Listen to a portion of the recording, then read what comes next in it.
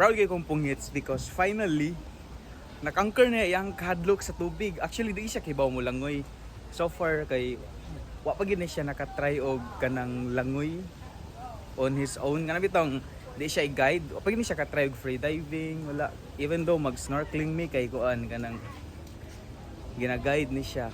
But today kay ang among gibuhat nag-scuba diving mi. So, mo to. Maka-proud! Second day na mo diri sa Boracay, unya mo ang next activity is mawang scuba diving. Supposed to be dili mo uban si Pungits, pero ako siyang gihagad, ako siyang gingnan kanu sa man kamo sugod og langoy, kanu sa man kamo gawa sa mong comfort zone. Kanu sa man nimo na i-conquer mong fear. So surprisingly, nisugot siya, niuban siya na ako scuba dive, kauban si Kuya. Si Kuya day mao among local tour guide while nami diri sa Boracay. Bali siya ang arrange sa mga activities while nami diri sa isla. Tanang water activities diri sa Boracay, ari jud dapit sa Astoria ang meeting place. Bali murag nani siya between Station 1 and Station 2.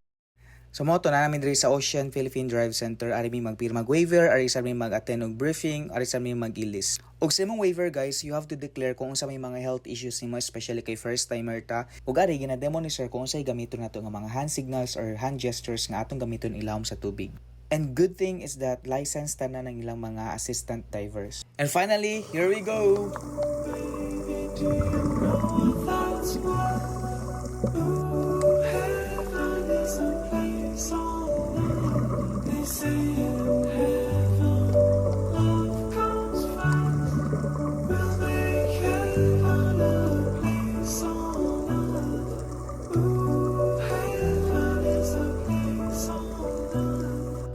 Kumusta mong scuba diving?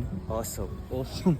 So mo to, after mong dive, gigutom ang itamig ka na diri sa gawas. I don't know if Station 1 ba niya or Station 2 ako kibaw. Basta diri ni tapit sa Army Navy. Lami kay sila burger guys. Pero lami sad kay price. Bye-bye!